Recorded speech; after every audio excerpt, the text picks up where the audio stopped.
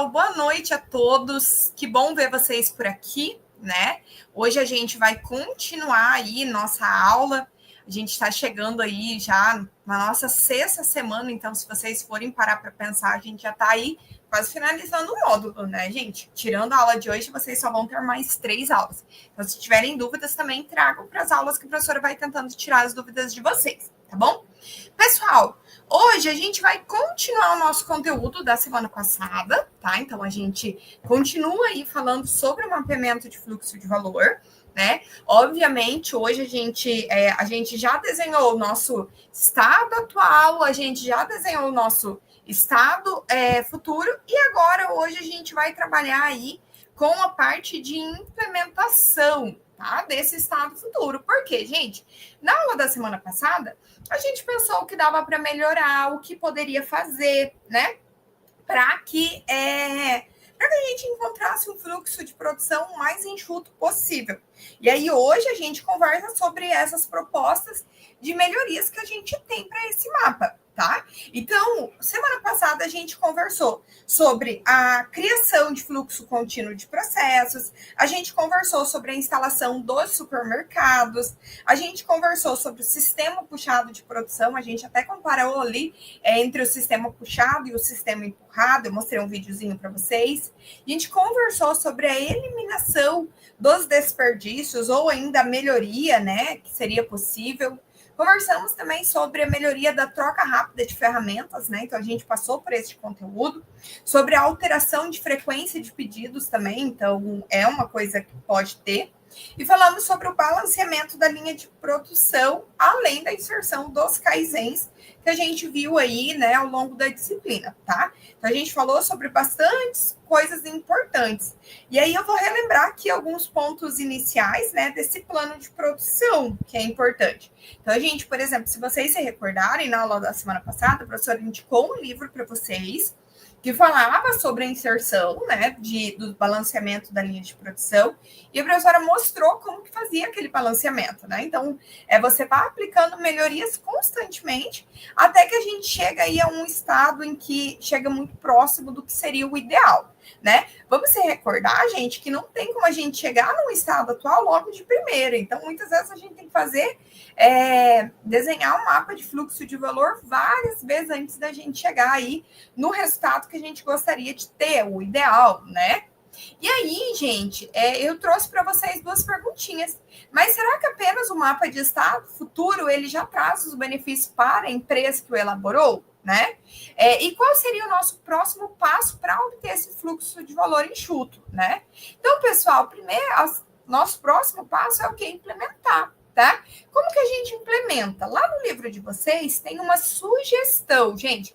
Não é só esse plano que a gente tem, tá? Então a gente pode usar vários tipos de planos, mas eu trouxe para vocês aqui um exemplo de plano anual do nosso fluxo de valor.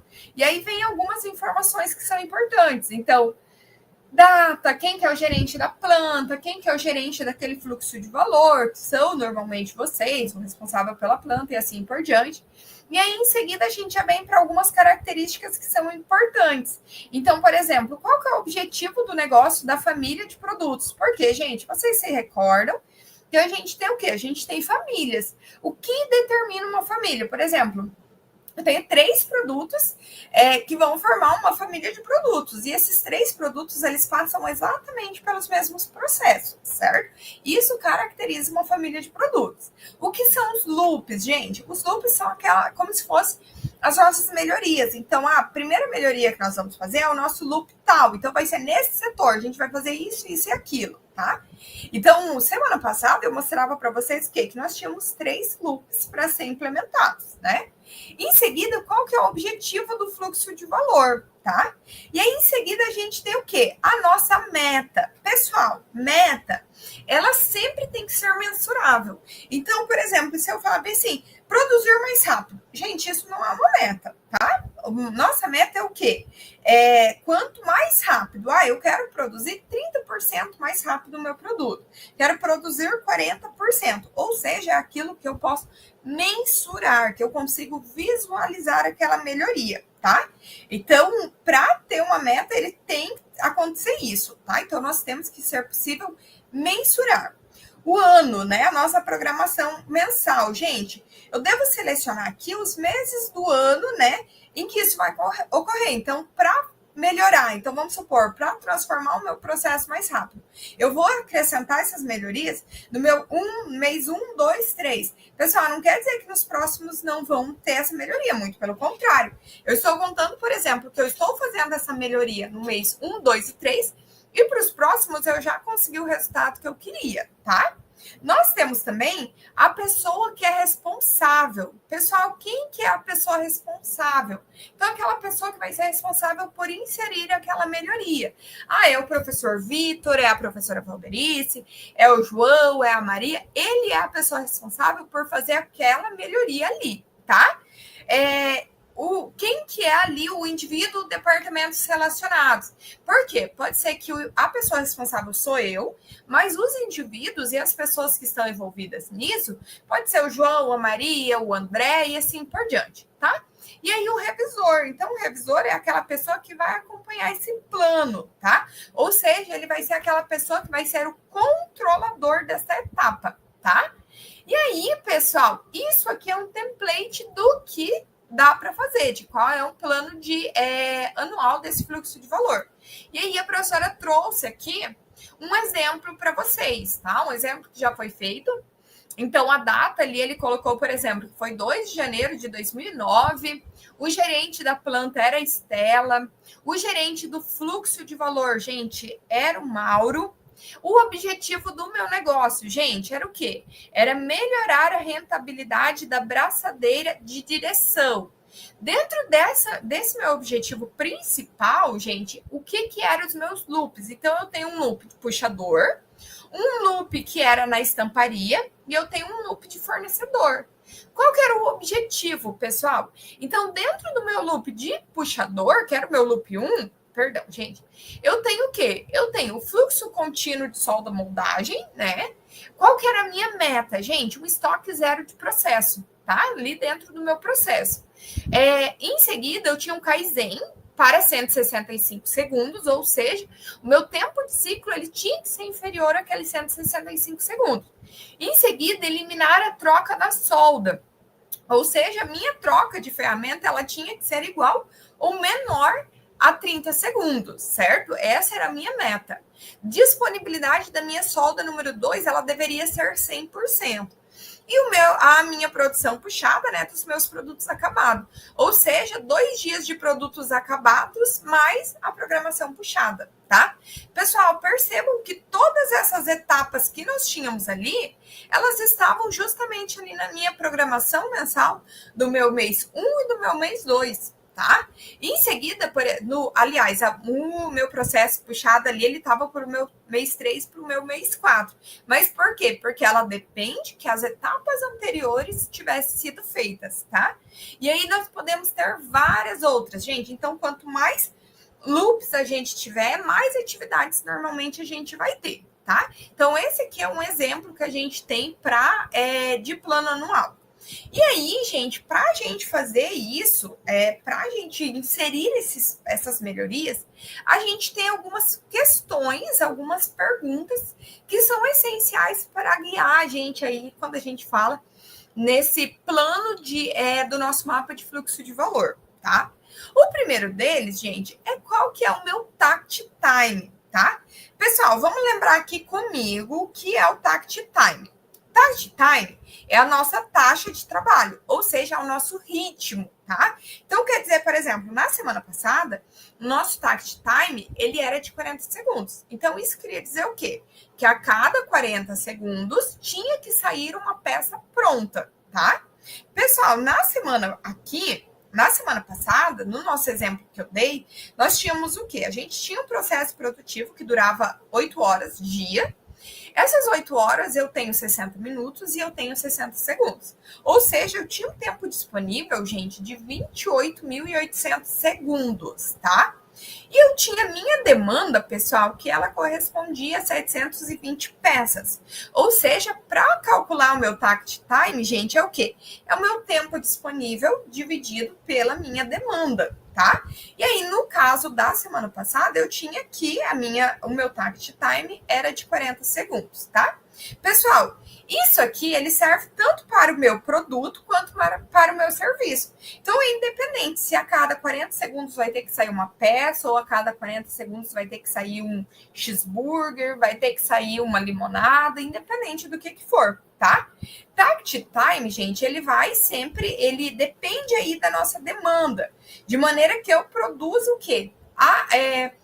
A quantidade certa. Então, se a minha demanda, pessoal, ela alterar, eu também vou alterar o meu takt time, tá? Então, eu não posso produzir nem mais, nem menos, porque se eu produzo menos do que é necessário, eu não entrego o produto para o meu cliente. Se eu produzo mais do que é necessário, o meu produto vai ficar em estoque, tá? Então, pessoal, a primeira coisa que a gente sempre tem que fazer é calcular o nosso takt time, tá? A segunda pergunta, gente, é o produto. Ele será fabricado para um supermercado de produtos acabados ou diretamente para a expedição? Pessoal, aqui vocês devem pensar se o supermercado ele é aquela quantidade calculada, determinada, controlada. Então, lembrem daquele vídeo que eu mostrei para vocês. Vocês se recordam que, por exemplo, ele só ia produzir a peça se já tivesse sido tirada a peça anterior. Ou seja, gente, eu não vou produzir um monte de produto à torta direita. Não, eu vou produzir de acordo com a minha quantidade. Para isso, gente, quando a gente quer ter um controle disso, a gente insere o que nós chamamos de Kanban, que são os nossos supermercados, tá? Ou seja, eu vou produzir quando o meu Kanban me avisar, tá? Aqui, pessoal, a gente deve ter aí muito juízo para não ter nem excesso de produto, mas eu também não posso ter falta de produto, tá?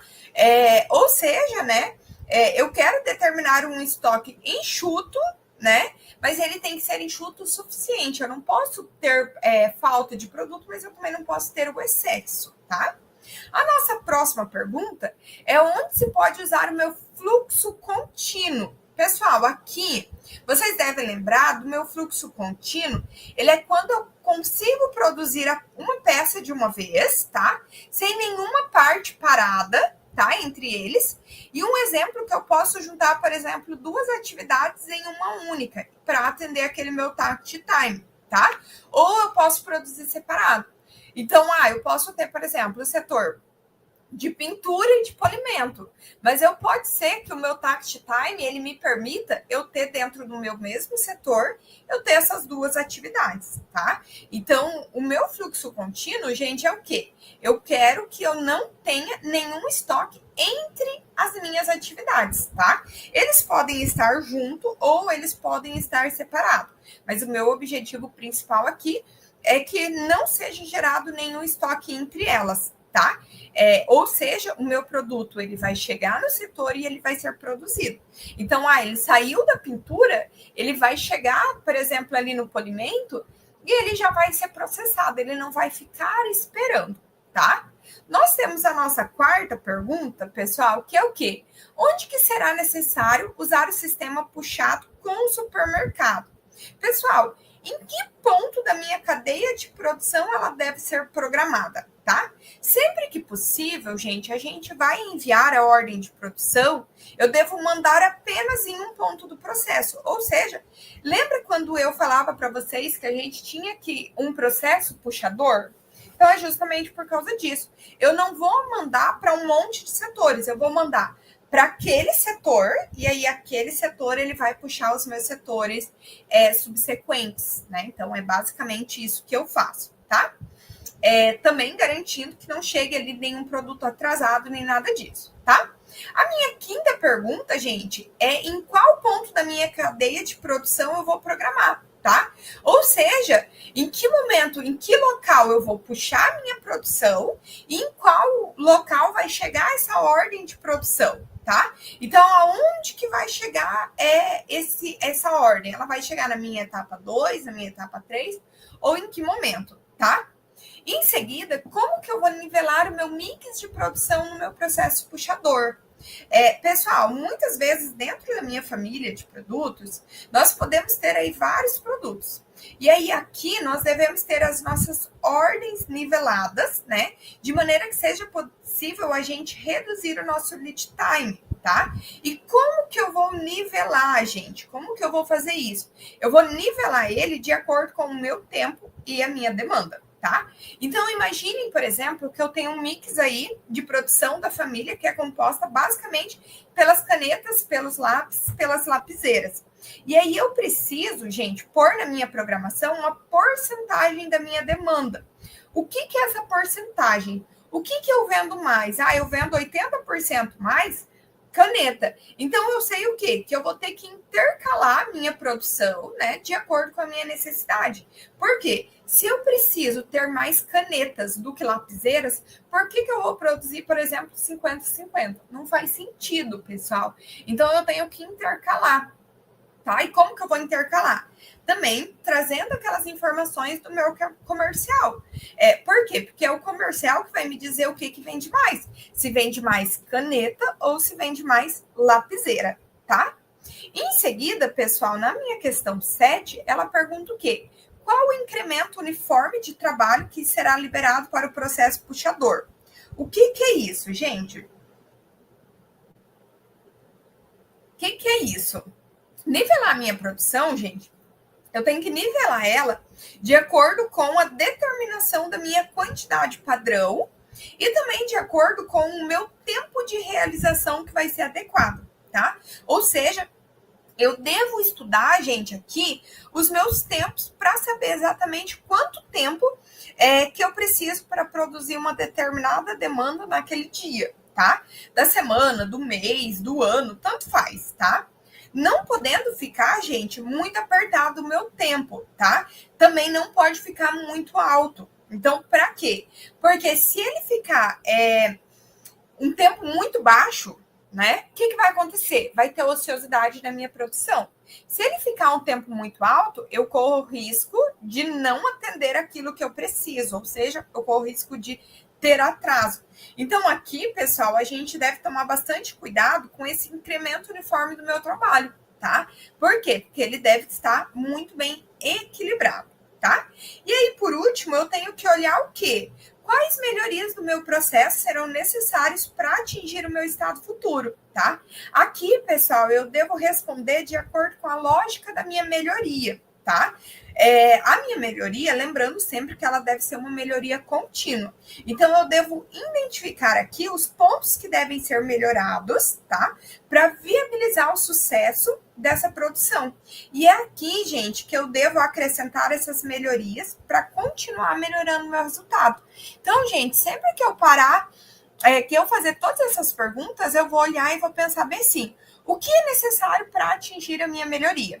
E aí, consequentemente, eu tenho que lembrar que sempre as melhorias devem ser contínuas. Ou seja, eu terminei uma melhoria, eu já vou buscar fazer outra. Então, por que lá na nossa aula 2 a gente conversou sobre o Kaizen? Justamente visando perceber essa característica, tá bom? E aí, antes de eu continuar, deixa eu ver. Teve alguma pergunta, gente? Tranquilo? Tranquilo. Então, vamos continuar. Se tiverem dúvidas, pessoal, coloquem aí que a professora vai tirando as dúvidas de vocês, tá bom? E aí, pessoal, para a gente fazer todas essas características, pensando em todas essas perguntas que nós acabamos de fazer, né? A gente tem que pensar o quê? Na criação de um plano de trabalho, tá? Porque, gente, sempre que a gente vai fazer uma alteração em qualquer coisa que seja, a gente cria um plano de trabalho. Por exemplo, vocês querem melhorar a rotina de estudo de vocês, por exemplo. Como que vocês melhoram a rotina de estudo de vocês? Vocês não listam qual que é a meta de vocês? Em seguida, vocês listam as atividades e vocês organizam esse plano de trabalho. Ou seja, a gente tem que organizar de maneira que eu vou garantir que eu consiga atender a minha demanda, que eu consiga atender aquilo que eu planejei, tá? Para isso, gente, vocês devem lembrar do plano de ação. Qual que é o plano de ação, gente? Eu mostrei isso aqui para vocês na semana passada e eu falava que isso aqui é como se fosse um plano de ação. Então, vocês viram como que vocês podem criar ali as metas, determinar o que vocês vão fazer e aí, em seguida, vocês podem aplicar um plano de ação. Pessoal, vocês podem usar um 5W2H, podem utilizar a ferramenta que vocês quiserem. E aí, aqui nesse plano de ação que eu trouxe para vocês na semana passada, eu trazia também qual que era o loop, qual que eram as etapas, né? Eu trazia o Kaizen, qual que era a ação. Então, por exemplo, aqui no meu loop 1, tinha o quê? Que criar um fluxo contínuo entre o meu fracionamento e a minha embalagem, que era o meu exemplo que eu tinha. Em seguida, eu tinha que equilibrar o meu tempo de ciclo do meu processo para no máximo 39 segundos. Por quê, gente? Quando eu falei aqui, ó, nessa etapa, onde a gente fala do incremento uniforme de trabalho, é justamente isso. Por quê? O meu tact time era de 40 segundos. Mas se o meu tact time é de 40 segundos, pessoal, eu sei que se eu deixar que os meus processos todos terminem em 40 segundos, a chance de ter um atraso é muito grande. Então, nesse exemplo aqui, ele fazia o quê? Ele equilibrava o tempo de ciclo para 39 segundos, tá? Em seguida, ele colocava uma ação que era o quê? Garantia a porcentagem da qualidade de 99% de fracionamento. Por quê, gente? Porque poderia ter algum problema, a gente poderia ser necessário fazer um retrabalho, algo do gênero. E eu precisava nivelar as cargas e programar a produção por data de entrega. Pessoal, em seguida, eu estabeleço quem que é o meu responsável pela etapa, quem que é o responsável, quando que vai começar e quando que vai finalizar essa etapa. Eu tenho que colocar em que dia que foi finalizada a etapa e eu tenho que verificar se ela atrasou ou não. Por quê, pessoal? Porque muitas vezes uma etapa atrasada, ela pode gerar atraso nas minhas etapas subsequentes, tá? Então, eu tenho que tomar bastante cuidado. E, pessoal, quanto mais visual for o seu plano de trabalho, o seu plano de ação, mais fácil as pessoas vão entender o que precisam fazer. Então, eu recomendo para vocês sempre criarem planos de ações em formas de quadro, em formas de tabelas. Por quê? Porque transformam isso mais visualmente. Tá? E aí, por que vocês fazem a disciplina de mapeamento de processos? Justamente para isso, para a gente mapear os nossos processos de maneira mais visual, em que as pessoas olhem para aquilo e elas entendam, tá? Por quê, gente? Porque às vezes, se você faz em forma de texto, a pessoa vai ficar com preguiça de ler, a pessoa não se sente atraída, e aí acaba acontecendo o que a pessoa não faz. Tá? Então, eu sugiro para vocês sempre transformar os planos de ações mais visuais possíveis, tá? E aí, aqui está uma outra sugestão que eu tenho para vocês. Então, aqui é uma sugestão de plano de ação. E aqui eu tenho uma outra sugestão, que é o quê? O gráfico de Gantt. Pessoal, alguém aqui na sala já ouviu falar sobre gráfico de Gantt? Samuel ele tinha comentado, professora, no MFV diz que numa implementação de melhoria não devemos elaborar algo grande de começo, pois é uma melhoria contínua, certo? Perfeito, Samuel, isso mesmo. Pessoal, quanto mais etapas ele tem, consequentemente, fica mais difícil alcançar o resultado. E aí, o que acontece? Se eu não alcanço um resultado, as pessoas ficam frustradas, tá? É algo normal do ser humano. E aí, o que acontece? As pessoas deixam de fazer as atividades. Então, o plano ideal, quando a gente fala em MFV, o ideal é que você faça melhorias contínuas, ou seja, você viu uma oportunidade de melhoria, você faz, em seguida você redesenha o seu processo, você visualiza onde tem um problema e você faz novamente. E aí, você continua fazendo isso continuamente, tá? Então, eu posso dizer, gente, que nunca acaba a melhoria, muito pelo contrário. Sempre que você faz uma melhoria, você percebe uma outra oportunidade de melhoria em seguida, tá bom? O Breno, o Leandro, o Luiz, todos eles comentaram que já viram ou até utilizam, né, o nosso gráfico de Gantt. Pessoal, o gráfico de Gantt é uma ferramenta maravilhosa para a gente acompanhar, tá?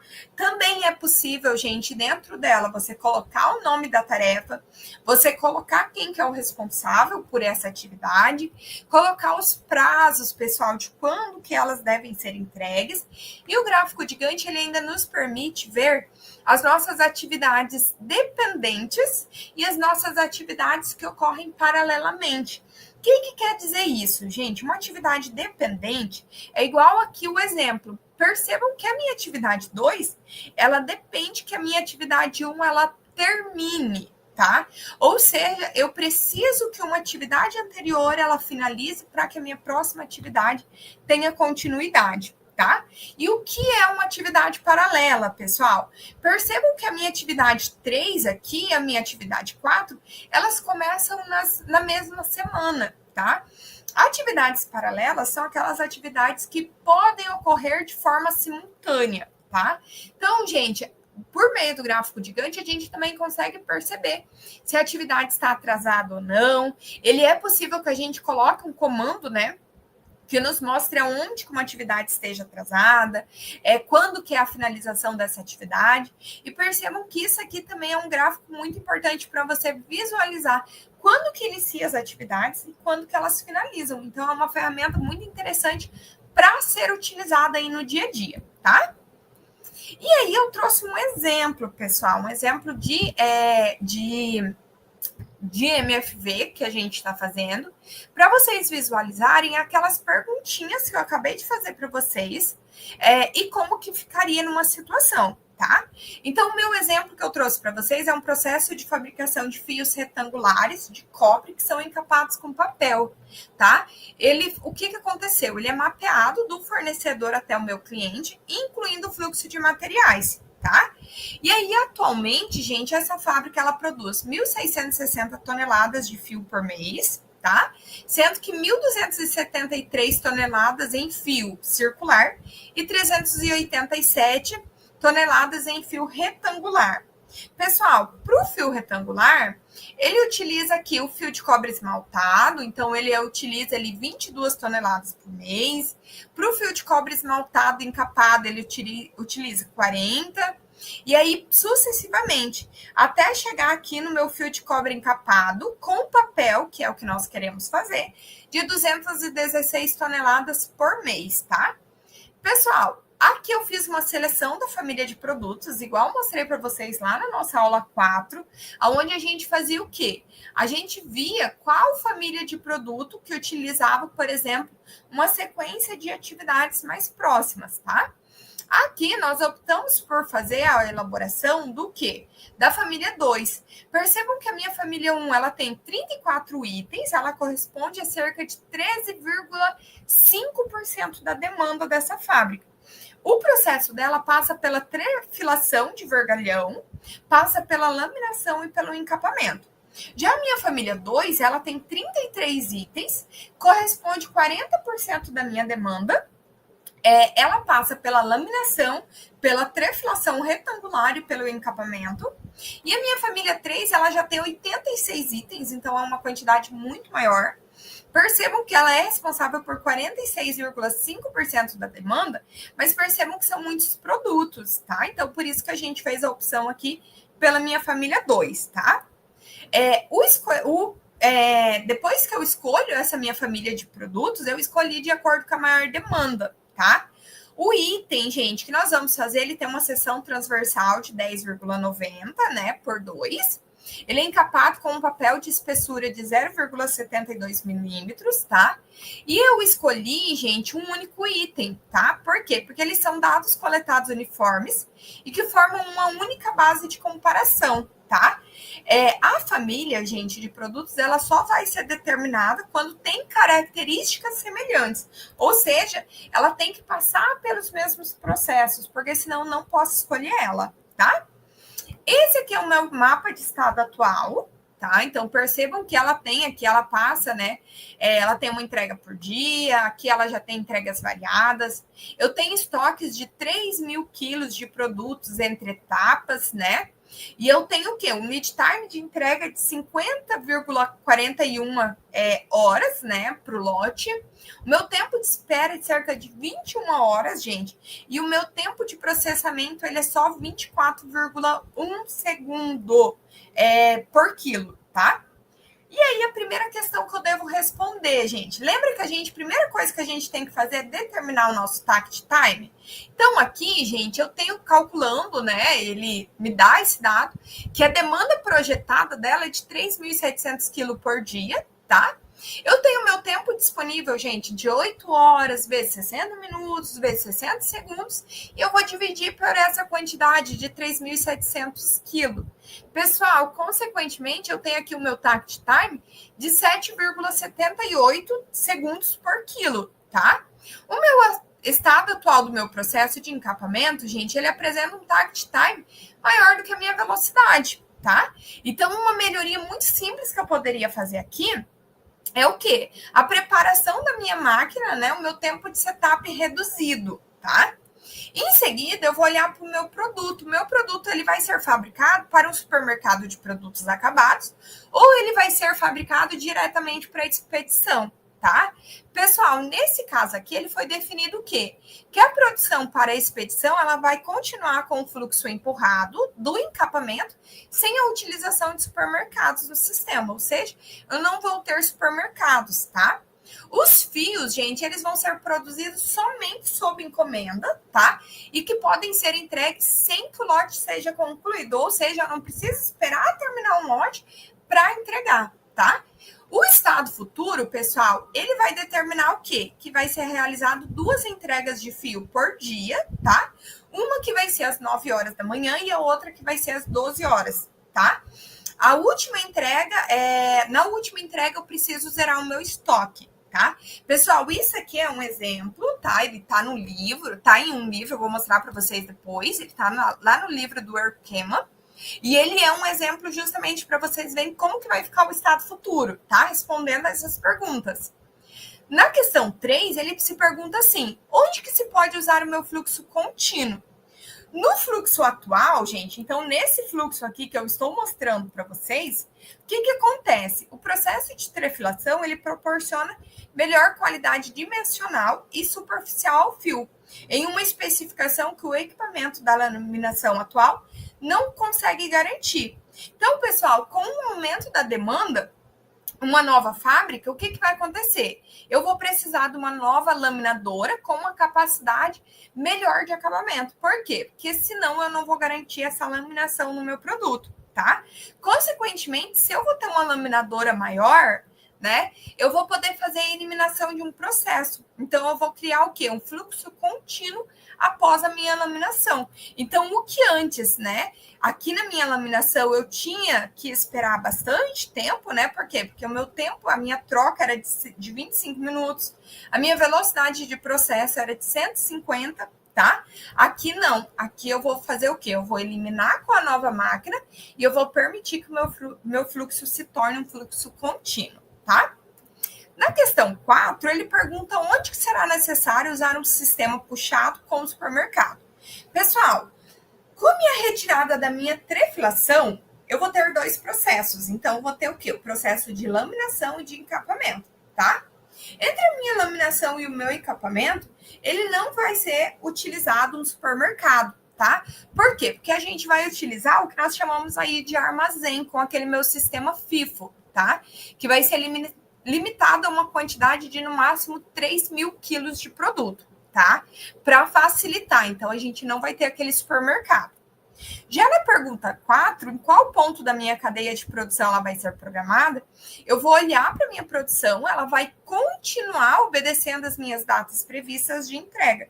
Então, se eu tenho uma data prevista para tal dia, eu vou atender aquela data prevista. Por quê, gente? Porque a gente tem que lembrar que aqui a gente não tem disponibilidade 100% do meu equipamento, porque o mesmo processo pode utilizar o mesmo, vários produtos podem utilizar o mesmo processo.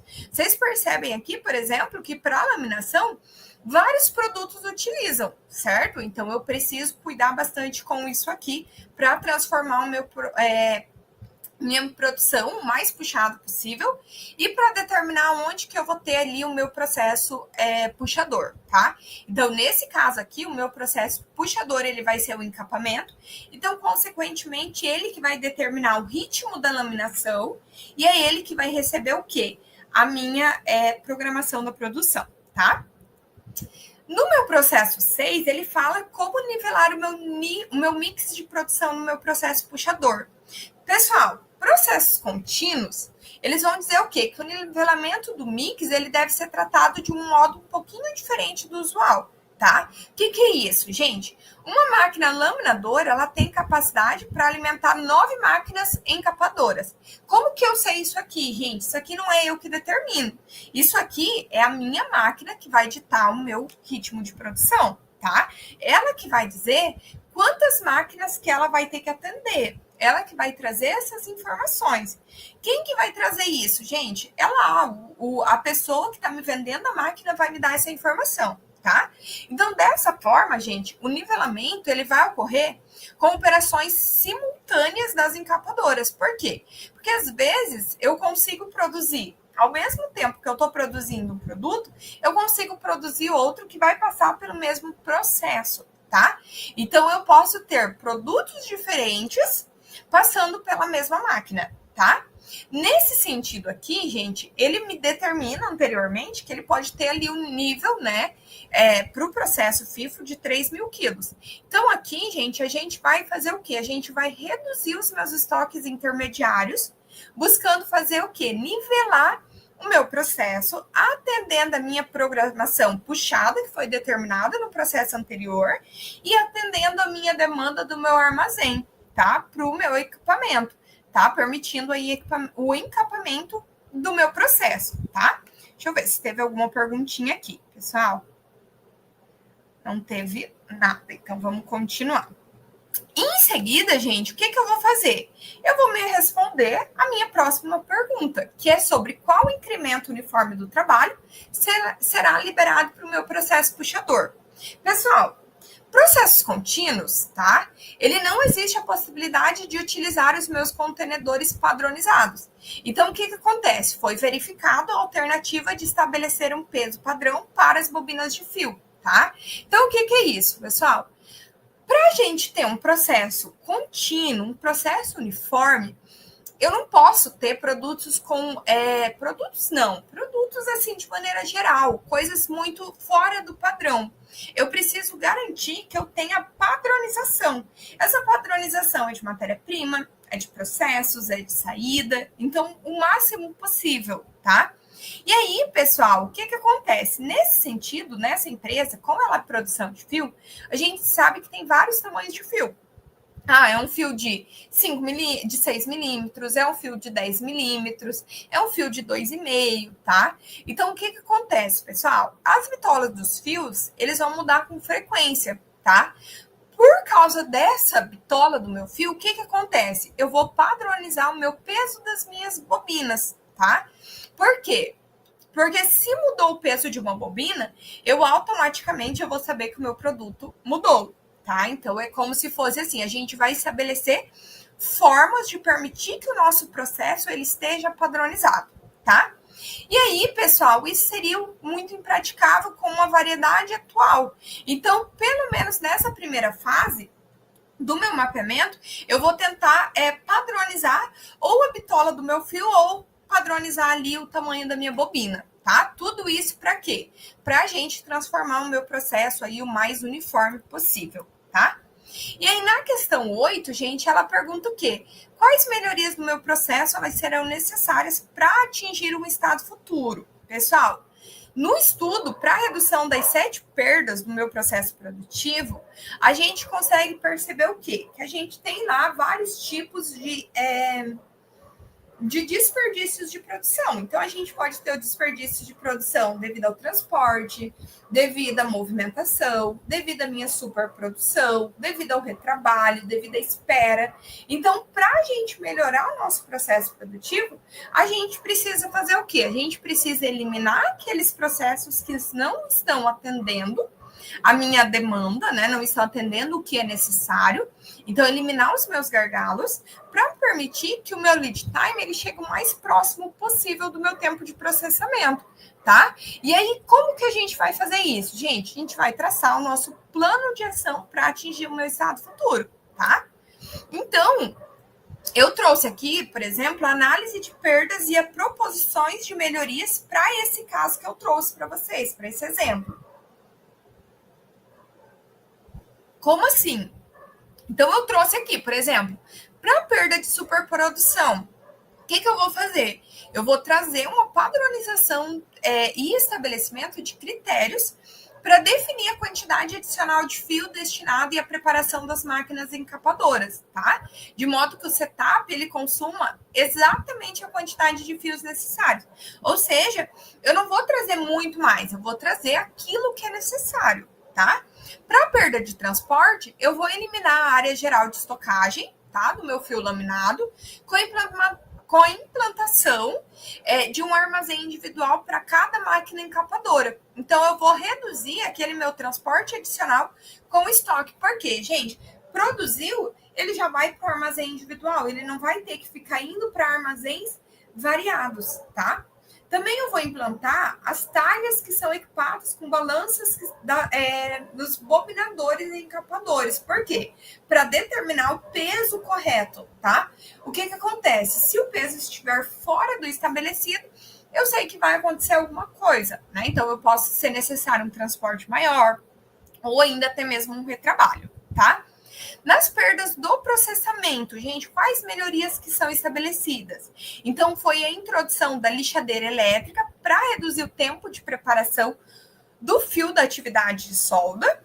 Também foi realizada a implantação de um sistema de umedecimento por ar comprimido e a água para agilizar o setup na troca de fita. E a implementação de um sistema de porta-fita, que foi reservado para evitar paradas não planejadas, tá? Para manutenção. Pessoal, percebam que todos eles são melhorias que foram propostas para esse caso que eu trouxe para vocês. Não teria como vocês saberem, por exemplo, que dá para colocar uma lixadeira se você não conhece o processo. Então, lá na nossa aula 2, eu falava para vocês que vocês precisam fazer o quê? Vocês precisam ir até o processo. Vocês precisam conhecer o processo. Por quê? Porque se a gente não conhece um processo, a gente não pode ver o que pode ser melhorado, tá? Já na nossa perda por fabricação de produtos defeituosos, eu vou fazer o quê? Eu vou estabelecer rotinas para avaliação do acabamento superficial do meu fio e eu também vou fazer a instalação de um sistema de medição a laser para o controle dimensional automático. O que é isso, gente? Para verificar se o tamanho a bitola do meu fio está saindo de acordo com o que é estabelecido. Tá? Já para perda do estoque, eu vou eliminar os estoques intermediários entre a laminação e a trefilação, já que o último processo ele já não vai existir mais, tá? A perda por movimento, gente, eu vou reorganizar o meu layout. Pessoal, não tem como, por exemplo, inserir uma nova máquina, retirar um processo, fazer algo assim, sem vocês organizarem o layout de vocês. Pessoal, quanto mais contínuo for o processo de vocês, digamos assim, melhor vai ter que organizar o layout de vocês para manter essa continuidade do processo. Lá na nossa aula 1 ou 2, eu não me recordo, eu trouxe um exemplo para vocês, onde mostrava, por exemplo, um processo que saía do A, ia lá para o B, que era lá do outro lado da fábrica, depois voltava para o processo C. Pessoal, quanto mais contínuo, mais em linha, melhor, tá? E as perdas por espera, eu vou eliminar os processos de trefilação e a definição do encapamento como processo puxador, que vai permitir uma melhor sincronização da produção com todas as outras etapas, tá? Então, gente, esse aqui é um estudo de caso que vocês podem visualizar. Então, aquelas melhorias que tinham lá, gente, eles são inseridos aqui. Então, percebam, por exemplo, aqui, ó, vou voltar para a figura 1, nós tínhamos uma entrega por dia, nós tínhamos vários processos, vários estoques aqui entre os processos. O que mudou, gente? Percebam que aqui ele passou a ter 2 entregas por dia. Percebam que o meu PCP passou a mandar a programação semanal aqui para o meu encapamento e pesagem, tá?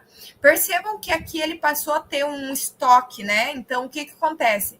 Ele, do máximo, 3.000 quilos e ele corresponde aí ao nosso sistema FIFO, tá? Percebam que o meu processo, que era antes de 50 horas, ó, ele era de 50,41 horas por lote, gente. Ele passou a ser um processo que nós temos aqui de 37,45 horas por lote, tá?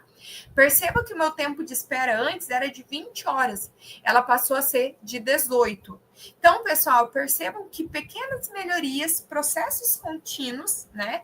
Eles passaram a corresponder aqui em um tempo muito menor, né? Então, a gente passou a fazer as coisas muito mais rápido.